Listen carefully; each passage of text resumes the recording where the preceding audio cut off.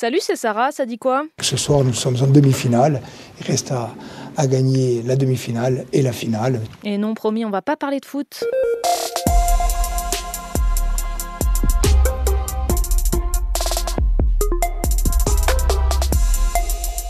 On va en Corse ce matin puisque le gouvernement et les élus locaux se sont mis d'accord sur les conditions d'une autonomie de l'île au sein de la République. Une longue réunion de près de 5 heures. Ma collègue Agathe Mahuet te fait un résumé. D'après Gérald Darmanin, ce compromis permet à chacun d'obtenir gain de cause. Les Corses obtiennent cette autonomie. Le gouvernement, lui, ne franchit pas ses lignes rouges. Pas de statut de résident, pas de co-officialité de la langue corse. Autre changement, les lois françaises pourront être adaptées en Corse. L'île aura donc un pouvoir législatif. Mais dans quelle mesure, sur quel sujet, ça reste à définir. Et l'opposition corse n'est pas hyper emballée. Tu l'as compris, c'est un premier accord, mais rien n'est fait. D'où la métaphore sportive de Gilles Simeoni, le président du Conseil exécutif corse, que tu as entendu en tout début d'épisode. Ce soir, nous sommes en demi-finale. Les prochaines étapes, donc, un vote à l'Assemblée corse, puis au Parlement, puis ensuite au Congrès. Ça te rappelle peut-être la toute récente procédure pour l'inscription de l'IVG dans la Constitution. C'est normal, puisque là aussi, c'est une réforme constitutionnelle. À te signaler ce matin, une avancée dans l'enquête sur la mort de Thomas à Crépol dans la Drôme. C'était en novembre dernier. 11 personnes ont été arrêtées hier. L'objectif, identifier enfin l'auteur du coup de couteau mortel et retrouver le couteau lui-même.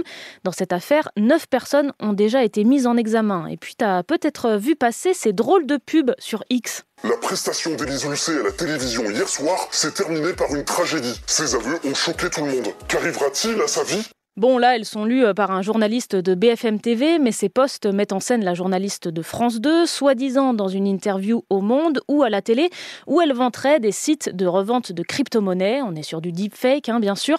France Télévisions et Le Monde vont porter plainte contre X. Non mais c'est pas contre vous. C'est contre qui? Mais c'est contre personne. Enfin contre X, pas contre la plateforme, une plainte contre X, donc on ne connaît pas l'auteur de l'infraction. Élise Lucet n'est pas la première à être concernée, d'autres présentateurs comme Yann Barthès, Alessandra Sublet ou Cyril Hanouna ont déjà été visés.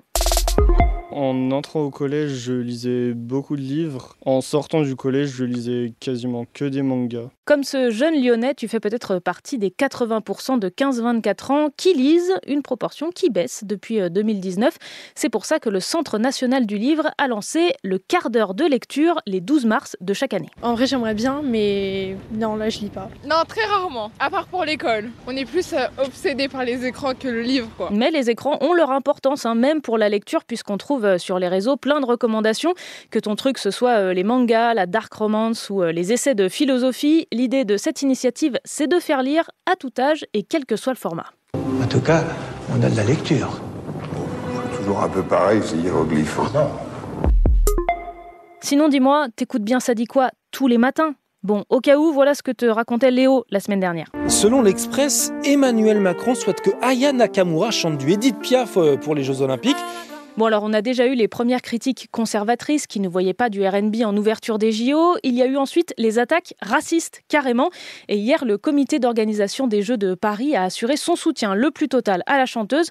Tu l'as peut-être vu passer sur les réseaux, cette photo du groupuscule d'ultra-droite Les Natifs, avec une banderole sur laquelle on pouvait lire « Il n'y a pas moyen, Aya, ici c'est Paris, pas le marché de Bamako ». Le comité d'organisation des Jeux condamne, mais n'a pas commenté sur sa participation ou non à la cérémonie d'ouverture. Ça laissera place à 2 fois plus de surprises, selon eux. Je sais pas trop ce que t'attends de moi. Hey, il veut que je fasse sa nana, me faire des mini-mois. T'as peut-être reconnu Baby, extrait du dernier album d'Aya, et prénommé aux Flammes 2024 dans la catégorie morceau de l'année. Et tu vas pouvoir voter pour la 2e édition de cette cérémonie qui récompense le rap et de manière générale les cultures populaires. Le vote est possible pour 14 catégories sur 24. Seule condition, avoir plus de 13 ans. Je te mets le lien dans la page de Ça dit quoi sur franceinfo.fr. Et puis il est prénommé dans la catégorie morceau africain ou d'inspiration africaine. On se quitte avec le coup du marteau, hymne officieux de la dernière CAN en Côte d'Ivoire. C'était Sarah de France Info. Allez, ciao! Regardez comment on maîtrise le bruit, tout le temps pour s'enlever.